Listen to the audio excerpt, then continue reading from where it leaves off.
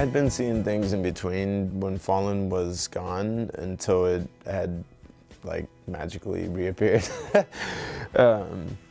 Yeah, like I think there were still people posting stuff like in Europe and I guess obviously Argentina, because that's where Ronnie is from. He's like the head honcho now. I mean, shit, he's running it, so we're just under his wing and we're doing the US thing. Ronnie, the new owner, Ronnie was our original distributor in Argentina for Fallen back in the day. So Ronnie loves Fallen just as much as we do. He bought the brand from the factory, which took about a year and a half to actually going through all of his trials and tribulations of getting it to where he could actually purchase it and revamp it. They do everything they have like 50 or 60 employees in Buenos Aires, and they do a phenomenal job at what they're doing there. And then with us at 224, we run all the marketing, all the social media. We did the whole launch, shoot all the content, catalogs here in the studio, and kind of like just make sure that the voice for Fallen in the future and the present is on par with what it was in the past, and staying true to that, but also making it relatable. The main reason that it actually had the ability to relaunch was that they wanted to bring it back. He never wanted it to go away, obviously, and wanted to try to see if he could relaunch it. With relaunching it, he really wanted to work with Chad to kind of validate and keep it, you know, core to what it was, and then also that would lead into the athletes that we had involvement in. With that being said, I mean, without the actual fans, because that was where we were kind of testing the water, because we completely started over with social media and we're just posting some photos of the shoes and talking about it, and it really started like going on its own, snowballing into something bigger with a lot of people just be like, oh, bring this back, bring that back. And so it's been really exciting through that, has kind of given the traffic into making it all happen. I've seen what to do and what not to do with Fallen. So I think my opinion, you know, like probably mine and Jamie's opinion, you know, like are the most real you get, you know, and with Jamie not being a part of it and being a part of Stray, which is great, and we wish him nothing but the absolute best, and we're still friends and talk usually once a week. Even though where he's at is different than here, I still want him to be proud. I want him, if he sees something, there's still a part of me that wants him to look at it and be like, yeah, you know what I'm saying? Like, you're doing it right, you know? I don't want to do it the same way it was done. I want to keep all the authenticity of what it was, but make it something new and relatable to like how the times have changed and skateboarding has changed. And then I'll let, you know, Tommy and Billy and the other guys, like they can handle the streets, and you know, like Daxter handles a lot of the operations for what we're doing, and then Will handles a lot of like digital side of what we do, and I'm just kind of, you know, shoot photos and manage from 30,000 feet and hopefully just steer the train in the right direction, you know. We had a meeting, and the first 3 people on were me, Billy, and Zach Doling. I wrote the Fallen Instagram. I was like, hey, put me back on. And it was like 3 weeks, maybe a month later.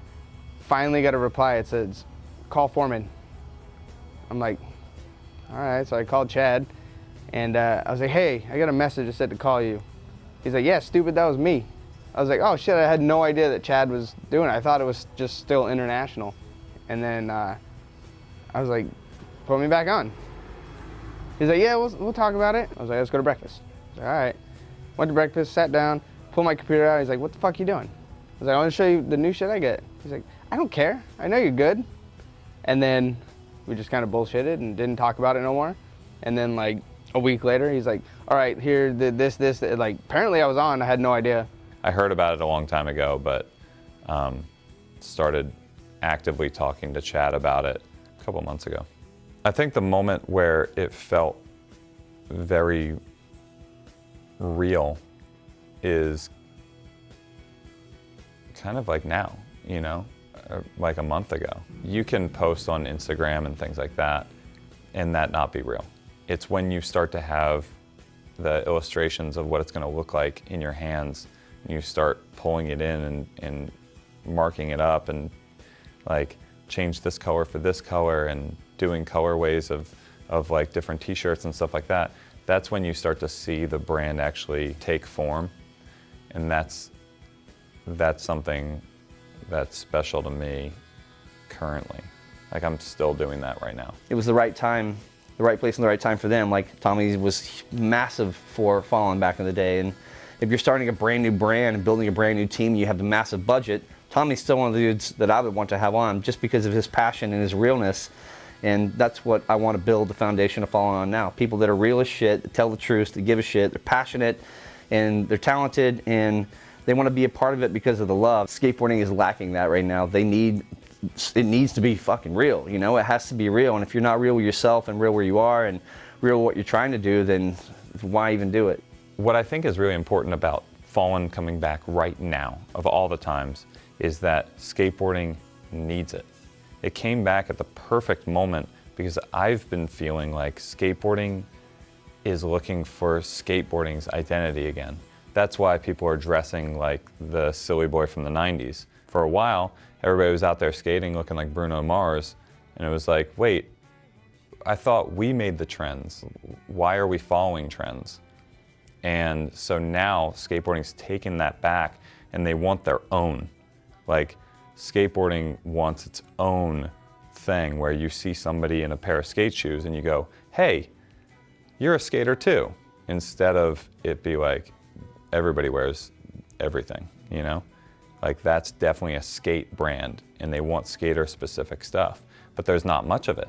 And so I think that everybody's kind of starved for skater specific stuff. I think if the kids nowadays can just wrap their head around something new and think outside the box as far as what, you know, might be popular as far as like fashion and you know, what's the latest, what's the hottest and this and that, and create your own vibe and, you know, be somebody that, you know, people look at as different. Don't be scared.